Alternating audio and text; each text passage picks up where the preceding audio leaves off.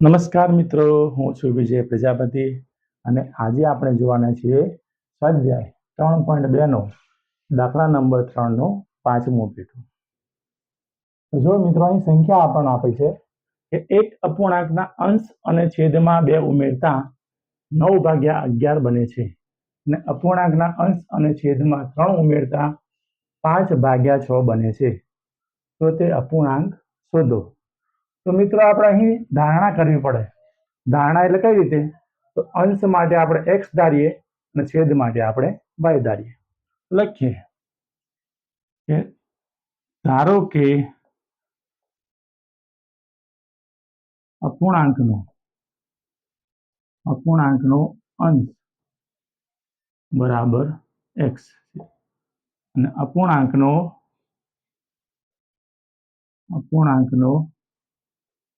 છેદ બરાબર y છે. જો મિત્રો અંશ માટે આપણે x ધાર્યા અને છેદ માટે આપણે y ધાર્યા, આપણે ધારણા કરી, બરાબર. હવે જુઓ મિત્રો, આગળ પહેલી લીટીમાં કે એક અપૂર્ણાંકના અંશ અને છેદમાં 2 ઉમેરતા 9/11 બને છે. એટલે કે અંશમાં પણ 2 ઉમેરવાના અને છેદમાં પણ 2 ઉમેરવાના. કેટલા મળે? તો કે 9/11 મળે છે. આપણને કઈ અપૂર્ણાંક આ રીતે મળે? અપૂર્ણાંક મળ્યો આપણને કઈ રીતે? અપૂર્ણાંક બરાબર x/y. આ રીતનો આપણે અપૂર્ણાંક મળે, બરાબર. x અંશ અને છેદ y છે. હવે જો મિત્રો આગળ કહે છે કે અંશમાં 2 ઉમેરતા અને છેદમાં પણ 2 ઉમેરતા 9/11 મળે છે. તો લખીએ આપણે અંશ અને છેદ બંનેમાં 2 ઉમેરતા કેટલા મળે છે? કે 9/11 મળે છે. તો જો અંશમાં આપણે 2 ઉમેરીએ એટલે x આ અંશ છે અને આ છેદમાં y છે. અંશમાં પણ 2 ઉમેરવાના અને છેદમાં પણ 2 ઉમેરવાના. એટલે અંશ અને છેદ બંનેમાં 2 ઉમેરતા કેટલા મળે છે? કે 9/11 મળે છે. પહેલું આપણે સમીકરણ બનાવવું પડે, સાદુરૂપ આપીને સમીકરણ બનાવવું પડે. તો જુઓ મિત્રો, અહીં આપણે ચોકડી ગુણાકાર કરીએ. આ બંનેનો ગુણાકાર, આ બંનેનો ગુણાકાર. 11 ના 11 આ ઉપરની સંખ્યા જોડે ગુણાય એટલે x + 2 જોડે ગુણાય. 9 એ y + 2 જોડે ગુણાય તો 11 × x એટલે 11x. 11 આ બંને જોડે ગુણાય, બરાબર. એટલે 11 × x એટલે 11x વત્તા 11 × 2 = 22 બરાબર 9 × y એટલે 9y વત્તા 9 × 2 = 18. હવે x અને y વાળા પદ બરાબરની ડાબી બાજુ લઈ જઈએ એટલે 11x તો હતા જ ના 9y બરાબરની આ બાજુ આવતી કેવા થાય? કે મિત્રો -9y થાય, બરાબર. આ 18 તો બરાબરની પેલી બાજુ હતા જ ના +22 છે એને આપણે પેલી બાજુ લઈએ તો કેવા થાય? કે -22. એટલે 11x - 9y બરાબર 18 માંથી 22 જાય તો કેવા મળે? કે -4 મળે. આ આપણને મળ્યું સમીકરણ નંબર 1. જો મિત્રો આપણે આ આગળની સંખ્યામાંથી આટલી સંખ્યામાંથી આપણે સમીકરણ નંબર 1 બનાવ્યું. હવે ફરીથી આપણે સમીકરણ નંબર 2 બનાવીએ. સેમ આ જ પ્રોસેસ, બરાબર. સમીકરણ નંબર આપણે 2 બનાવીએ. જો મિત્રો આગળ કે અપૂર્ણાંકના અંશ અને છેદ બંનેમાં 3 ઉમેરતા 5/6 બને છે. જેમ આગળના સમીકરણમાં અંશ અને છેદમાં 2 ઉમેરતા 9/11 મળ્યા એમ બીજા સમીકરણમાં અંશ અને છેદમાં 3 ઉમેરતા 5/6 મળે છે. તો લખીએ આપણે કે અંશ અને છેદ બંનેમાં 3 ઉમેરતા કેટલા મળે છે? તો કે 5/6 મળે છે. આપણે ઉમેરીએ. અંશમાં પણ 3 ઉમેરવાના અને છેદમાં પણ 3 ઉમેરવાના. એટલે કે x + 3 ભાગ્યા y + 3. અંશમાં પણ 3 ઉમેર્યા, છેદમાં પણ 3 ઉમેર્યા તો મળીશું આપણને કે 5/6. જો મિત્રો કદાચ આપણને આવું કીધું હોય સંખ્યામાં કે અંશ અને છેદ બંનેમાં 3 બાદ કરતા 5/6 મળે છે તો આપણે બાદબાકી કરવી પડે, માઇનસ કરવા પડે. જે રીતે સંખ્યા એમ કે એ રીતે આપણે સાદુરૂપ આપવું પડે. હવે મિત્રો જુઓ, આના જેમ જ ચોકડી ગુણાકાર આ બંનેનો ચોકડી ગુણાકાર અને આ બંનેનો ચોકડી ગુણાકાર કે 6 ના 6 x વત્તા 3 બરાબર આ 5 કોના જોડે ગુણાય કે y પ્લસ 3 જોડે. તો જો મિત્રો આ 6 આ બંને જોડે ગુણાય એટલે કે 6 ગુણ્યા x એટલે 6x 6 ગુણ્યા 3 એટલે 6 તરી 18 બરાબર 5 ગુણ્યા y એટલે 5y વત્તા 5 તરીના 15. હવે x અને y વાળું પદ બરાબરની ડાબી બાજુ, અચળ પદ બરાબરની જમણી બાજુ એટલે કે 6x માઇનસ 5y બરાબર 15. 18 પેલી બાજુ જાય એટલે કેવા થાય કે -18. તો 6x માઇનસ 5y બરાબર 15 માંથી 18 જાય તો -3. આ આપણને મળ્યું સમીકરણ નંબર 2. જો મિત્રો આ બધી પ્રોસેસ કરી તો આપણે સમીકરણ 1 અને 2 જ મળ્યું. હવે તાકે આદેશની રીતે આપણે દાખલો ગણવાની શરૂઆત કરીએ. તો આ છે સમીકરણ નંબર 1, આ છે સમીકરણ 2. તો બંનેમાં નાનું સમીકરણ આ છે અને માઇનસ વાળા છે બંને, બરાબર. આપણે આ સમીકરણનો ઉપયોગ કરીએ. તો 6x માઇનસ 5y માઇનસ 3 બરાબર -3. 6x ને સૂત્રનો કરતા બનાવો, -3 ના -3. આ -5y પેલી બાજુ જાય કેવા થાય કે +5y.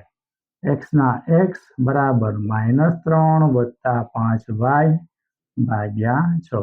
આ આપણને મળ્યું સમીકરણ નંબર 3. સમીકરણ 3 ની કિંમત શેમાં મૂકવાની કે સમીકરણ 3 ની કિંમત સમીકરણ 1 માં મૂકવાની. સમીકરણ 2 નો આપણે ઉપયોગ કર્યો એટલે એમાં ના મુકાય, બરાબર. તો લખીએ x ની કિંમત સમીકરણ 1 માં મૂકતા આ સમીકરણ 1 આ જુઓ 11x માઇનસ 9y બરાબર -4. હવે આપણે x ની કિંમત આ સમીકરણમાં મૂકીએ. 11 ના 11 x બરાબર આખી કિંમત મૂકવી પડે એટલે -3 વત્તા 5y ભાગ્યા 6. આ x ની કિંમત મૂકી, બાકીનું પદ જશે તે એટલે કે -9y જેમ હતા એમને બરાબર -4 જેમ હતા એમને. જો મિત્રો અંશમાં 11 છે અને છેદમાં 6 એટલે કે 11 ને 6 કટ થતા નથી એટલે પાછો આપણે લસા લેવો પડે. એટલે છેદમાં જે પણ સંખ્યા હોય આપણો લસા કહેવાય. એટલે છેદમાં ખાલી 6 એકલી સંખ્યા છે તો લસા 6 વાળી આખા પદને આપણે ગુણવા પડે. તો લખીએ કે લસા 6 વડે ગુણતા તો 11 -3 વત્તા 5y ભાગ્યા 6 ગુણ્યા 6. આ પ્રથમ પદને 6 વડે ગુણ્યા -9y ગુણ્યા 6 બરાબર -4 ગુણ્યા 6. જો મિત્રો દરેકે દરેક પદને આપણે 6 વડે ગુણ્યા 6 6 કટ થઈ ગયા તો મળ્યું કેવું આપણને કે 11 -3 વત્તા 5y માઇનસ 9 છંગ 54y બરાબર 4 છંગ -24. આ રીતનું મળ્યું. હવે જો 11 આ બંને જોડે ગુણાય એટલે 11 તરી -33, 11 પંચા +55 માઇનસ 54y બરાબર -24. ચલ વાળું પદ એટલે કે y વાળું પદ બરાબર ડાબી બાજુ રાખવાનું અને અચળ પદ જમણી બાજુ લઈ જવાનું. એટલે કે 55y માઇનસ 54y બરાબર -24. આ -33 પેલી બાજુ જાય એટલે કેવા થાય કે +33 બરાબરની પેલી બાજુ કે આ બાજુ આવે તો ચિહ્ન બદલાય, યાદ રાખવાનું આટલું. 55y માંથી 54y જાય એટલે કે 1y એટલે આપણે ખાલી y એકલું લખાય, બરાબર. 1y લખો તો પણ ચાલે અને y લખો તો પણ ચાલે. એટલે કે 55y માંથી 54y ગયા તો આપણને y મળ્યા. -24 માંથી 33 જાય -24 માઇનસ પ્લસ માઇનસ એટલે કેવા થાય કે માઇનસ થાય એટલે -24 માંથી 33 જાય તો 9 વધે. પણ 9 કેવા વધે કે મોટી સંખ્યા કેવી છે પ્લસમાં એટલે 9 કેવા મળ્યા આપણને પ્લસમાં. y ની કિંમત મળી આપણને 9. આ જે y ની કિંમત મળી એ સમીકરણ 3 માં મૂકવાની. લખીએ કે y ની કિંમત સમીકરણ 3 માં મૂકતા આ સમીકરણ 3 આવી જુઓ x બરાબર -3 વત્તા 5y ભાગ્યા 6. તો x ના x -3 ના -3 વત્તા 5 ના 5 અને y બરાબર આપણે y ની કિંમત મૂકીએ તો y ની કિંમત કેટલી છે કે y ની કિંમત છે 9 ભાગ્યા 6. x બરાબર -3 વત્તા 9 પંચાની 45 ભાગ્યા 6. તો x બરાબર -3 વત્તા 45 એટલે કે -3 માંથી 45 જાય તો કેટલા વધે કે 42 વધે વત્તા 42 ભાગ્યા 6. જો આ બંને કટ થાય છે 6 7 42 એટલે x બરાબર 7. આ કોની કિંમત મળી તો કે x બરાબર આપણને 7 મળ્યા અને y બરાબર આપણને 9 મળ્યા.